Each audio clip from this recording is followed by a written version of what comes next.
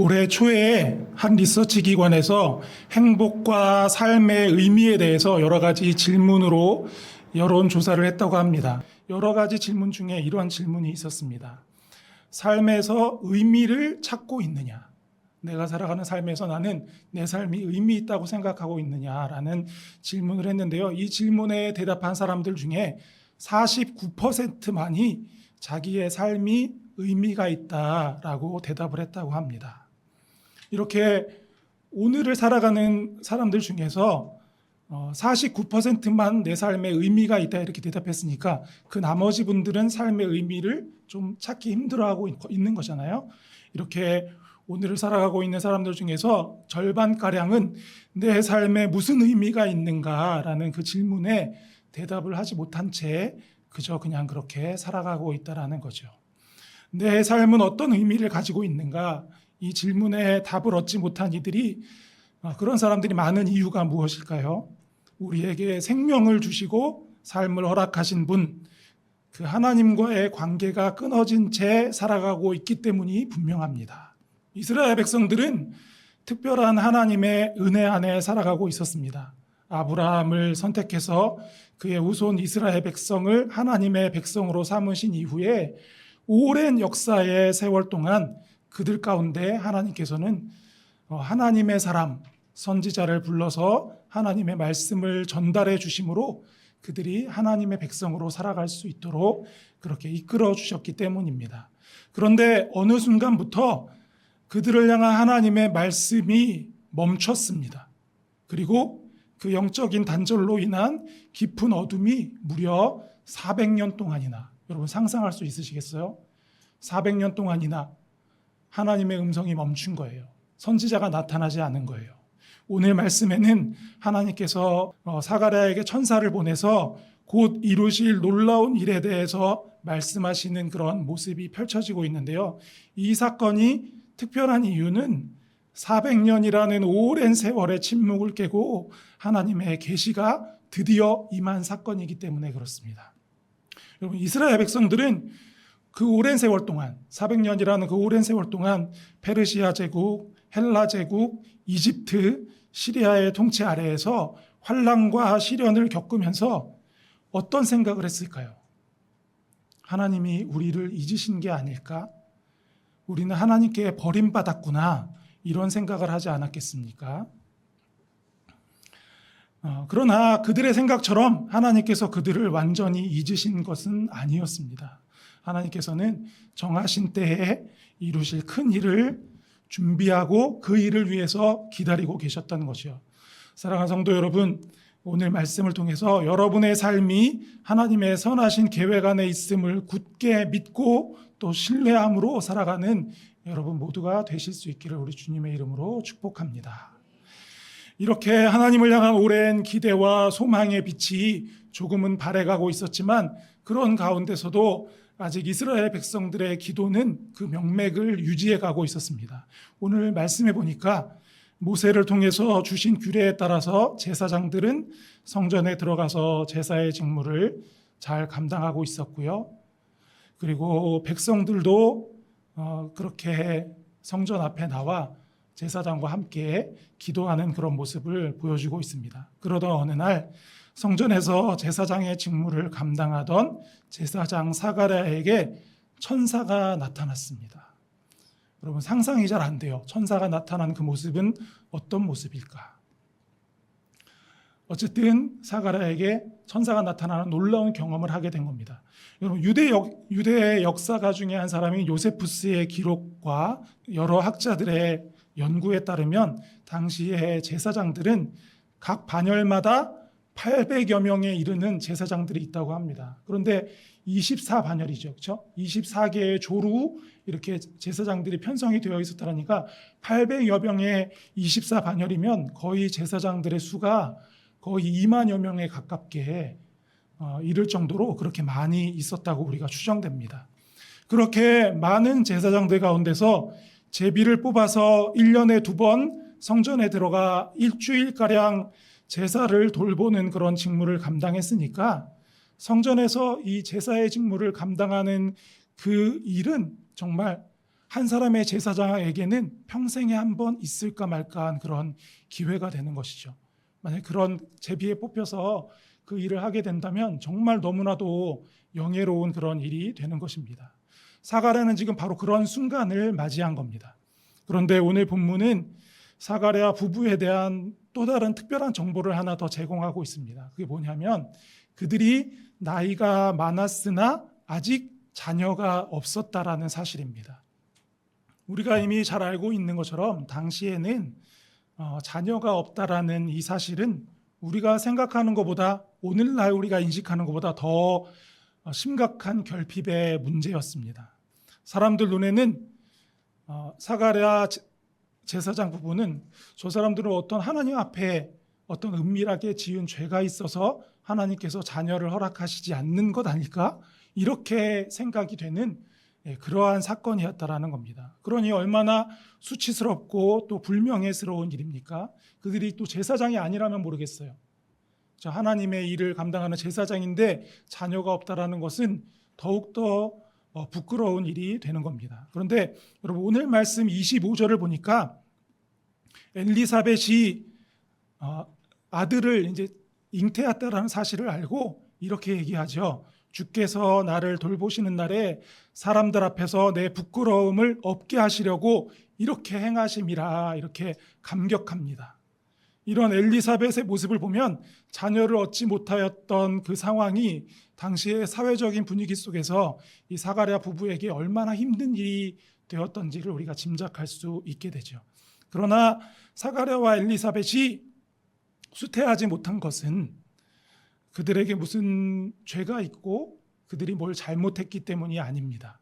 오늘 6절 말씀을 한번 보시면 6절 말씀에 의하면 오히려 그들은 하나님 앞에 의인이었고 주님의 모든 계명과 규례대로 흠없이 행하는, 말씀을 잘 실천하는 그런 사람들이었습니다. 숨겨진 죄악으로 인해서 하나님께 저주받아 수태치 못한 것이 아니었다라는 겁니다. 그 모든 상황은 하나님의 깊은 섭리 안에 있었던 겁니다. 하나님이 보내신 천사는 사가랴 부부가 아들 요한을 얻게 될 것이라고 말씀합니다. 그리고 그 일은 단지 그들 부부에게만 기쁜 일이 아니라 많은 사람들이 함께 기뻐할 일이다라고 얘기를 하고 있죠.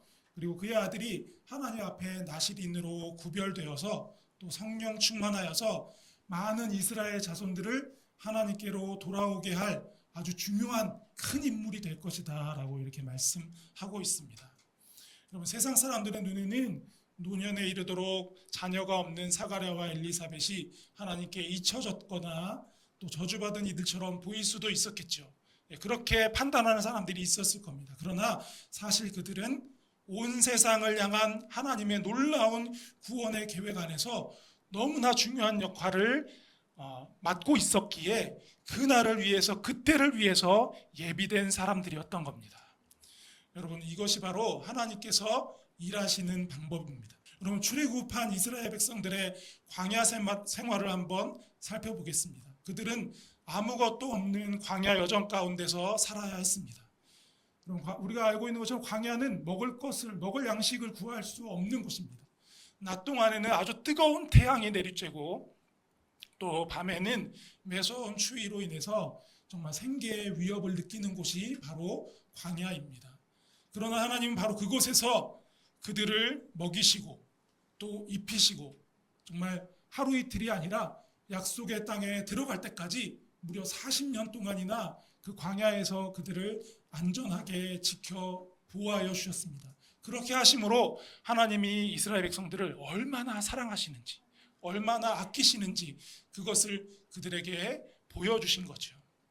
여러분, 출애굽한 이스라엘 백성들이 어떻게 되죠? 얼마 되지 않아 아말렉 족속과 맞닥뜨리게 됩니다. 여러분, 이 아말렉 족속은 광야, 네겝 광야, 사막과 산악지대에 거주하면서 정말 척박한 환경에서 전쟁과 약탈을 일삼으면서 살아가는 그러한 족속이었습니다. 이스라엘 백성에게는 당시에 싸울 만한 군사도 없었고요, 또 무기도 없었고 전쟁에 나가서 전쟁을 감당할 어떤 전략도 없었기 때문에 아말렉과 전쟁이 벌어진다면 이스라엘 백성들에게는 너무나 위험한 일이었습니다. 그런데도 그 아말렉과의 전쟁은 피할 수 없었죠.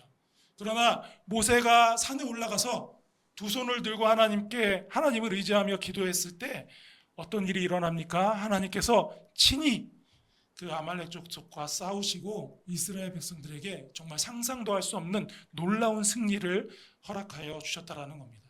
또한 하나님은 나라를 빼앗기고 포로된 이방 땅에서 변함없이 하나님만 바라보고 의지하며 어떤 일이 있어도 기도를 멈추지 않는 그 다니엘을 사자굴에서 안전하게 보호해 주시고 구원해 내셨습니다.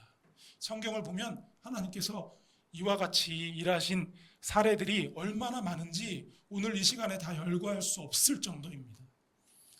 사랑하는 성도 여러분, 혹시 여러분 가운데 내 힘으로는 어찌할 수 없는 큰 문제 앞에 가로막혀서 내가 어떻게 해야 되나, 어떻게 살아야 되나라고 염려하고 걱정하고 슬퍼하며 울고 계시는 분이 계십니까?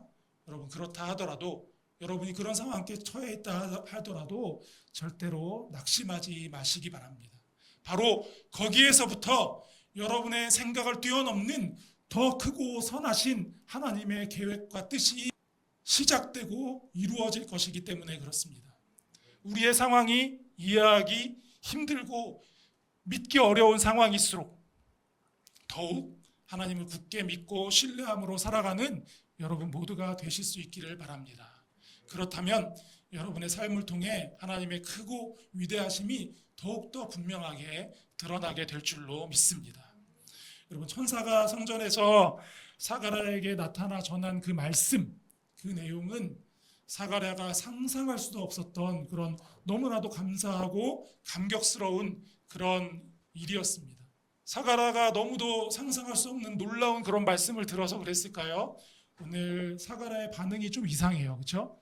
하나님께서 천사를 보내서 말씀하시면 내가 그 말씀을 너무 감사합니다. 기쁘게 받아야 될 텐데 그렇지 못하다라는 겁니다. 우리 18절 말씀을 우리 세번역 성경으로 한번 같이 읽어보겠습니다. 시작.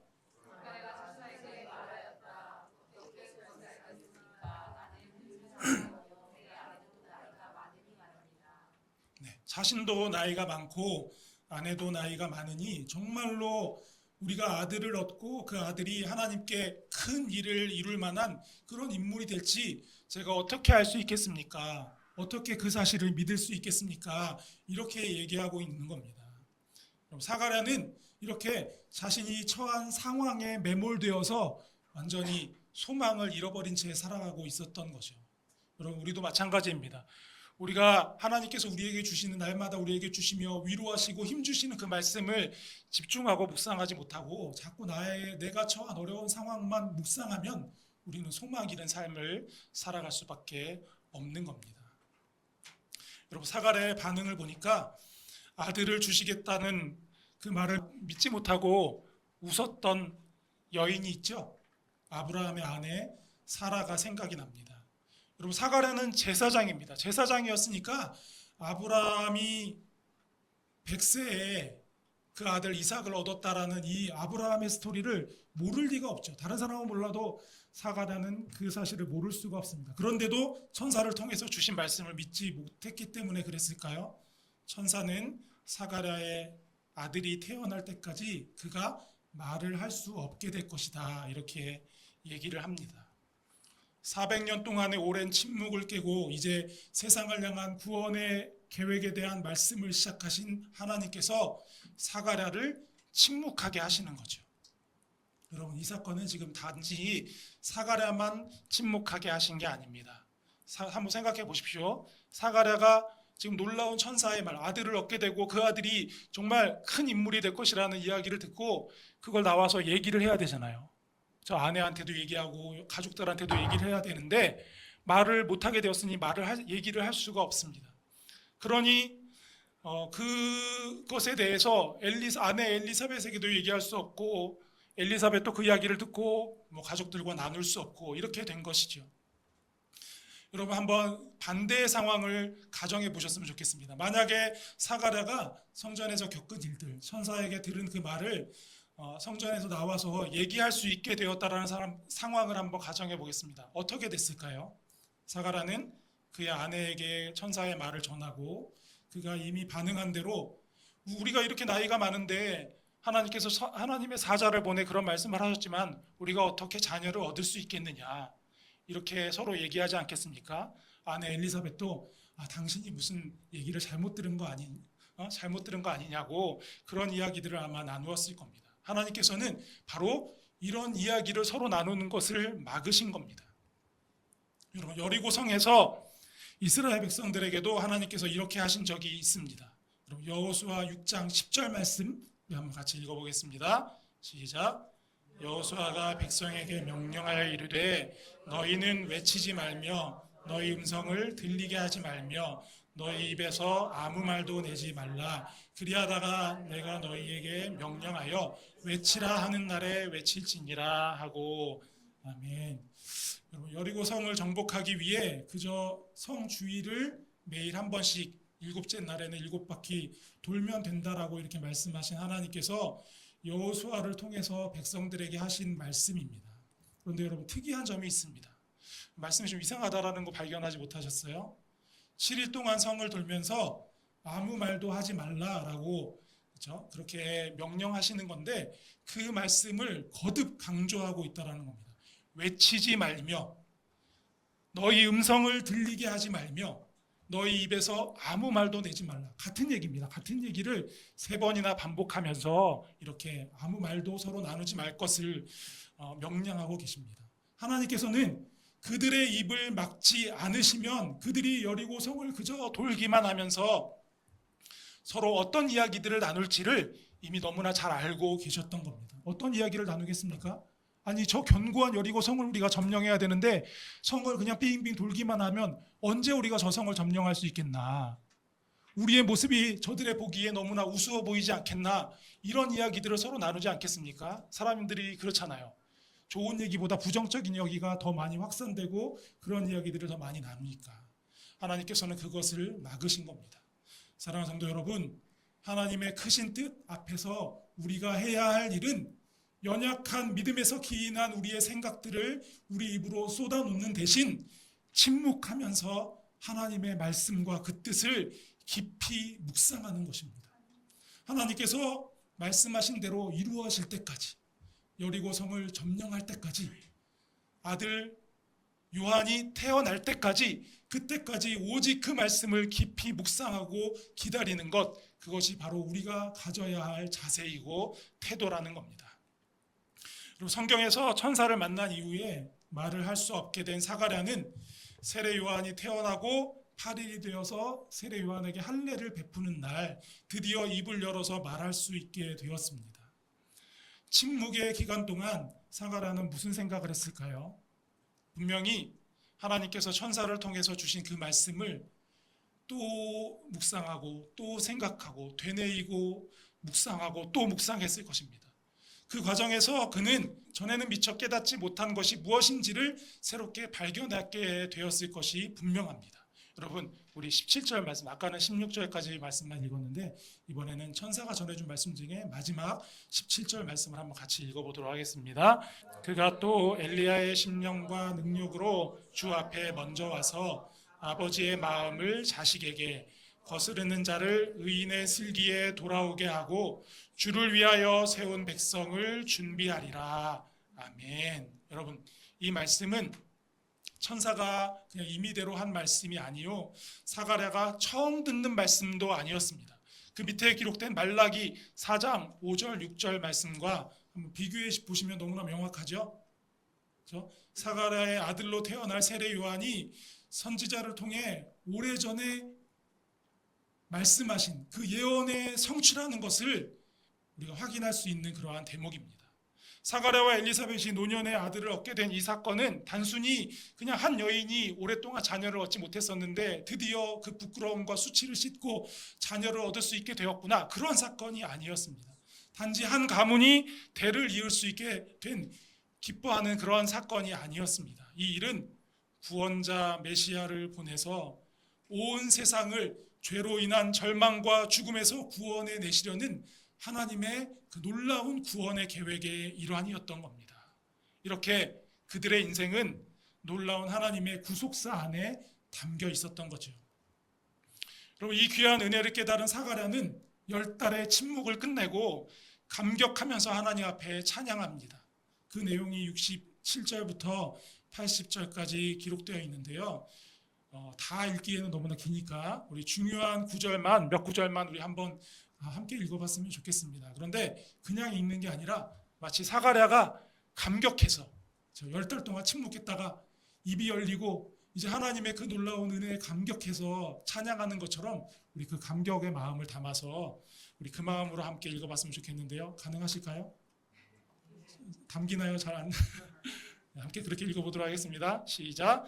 찬송하리로다 주 이스라엘의 하나님이여 그 백성을 돌보사 속량하시며 우리를 위하여 구원의 뿔을 그 종 다윗의 집에 일으키셨으니 이것은 주께서 예로부터 거룩한 선지자의 입으로 말씀하신 바와 같이 우리 원수에게서와 우리를 미워하는 모든 자의 손에서 구원하시는 일이라.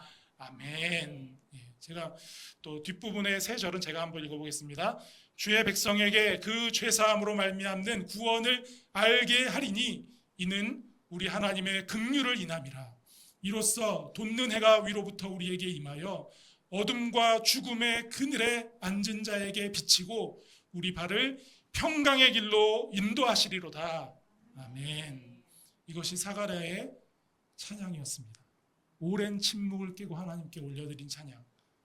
사가랴의 마음이 느껴지시죠?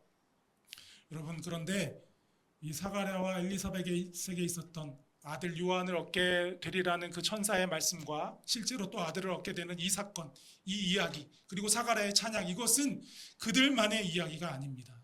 그들 사이에 태어난 세례 요한이 예수 그리스도의 오심을 예비했고요. 그렇게 오신 우리 주님 예수 그리스도께서 십자가에 자신을 내어주시고 또 부활하심으로 죽음을 이기고 승리하셔서 우리를 구원하여 우리에게 영원한 생명 주신 그 은혜가 바로 여러분 한 사람 한 사람을 향해 있기 때문에 그렇습니다. 그러니 사가랴와 엘리사벳만의 이야기가 아니라 바로 우리의 이야기가 되는 것이죠. 사가랴와 엘리사벳의 이름의 뜻이 무엇인지를 한번 보십시오. 그들은 하나님께 잊혀져 노년이 되도록 자녀를 얻지 못하는 그런 부끄러움을 겪은 사람들이 아니었습니다. 수만 명에 이르는 제사장들 사이에서 성전에 들어가 제사장의 직무를 감당할 기회조차 얻기 힘든 그런 흔하디 흔한 제사장 부부가 아니었습니다. 그들은 하나님께서 그 백성에게 주신 언약을 기억하시고 구원자 그리스도를 보내시는 그 일, 그 구속사역에 귀하게 사용된 하나님의 사람들이었다라는 말씀입니다. 10달의 침묵 끝에 소리 높여 부른 사가랴의 찬양은 이제 우리의 노래가 될 것입니다. 예수 그리스도의 십자가 사랑으로 그리스도인이라는 이름을 얻은 우리를 통해서 세상을 구원하신 하나님의 역사가 우리를 통해서 오늘도 흘러가게 될 것이기 때문입니다. 이제 성령님께서 함께 하시는 여러분의 삶을 통해 우리 주님께서는 주님의 놀라운 그 사랑과 은혜가 세상의 곳곳으로 전하여지고 그 사랑으로 세상이 회복되고 치유되는 그러한 은혜를 바로 여러분을 통해 이루시고자 하는 겁니다. 여러분, 우리의 삶이 바로 이와 같은 삶이라는 사실을 기억하시고 절대로 어떤 상황 가운데서도 낙심하지 마시고 나는 그리스도인이다. 내 삶에 예수 그리스도의 복음이 담겨 있다. 이 사실을 잊지 않고 그 복음의 능력으로 삶의 모든 현장에서 승리하는 여러분 모두가 되실 수 있기를 간절히 바랍니다. 이제 우리 함께 찬양하고 기도하면서 그 복된 삶으로 나아갔으면 좋겠습니다.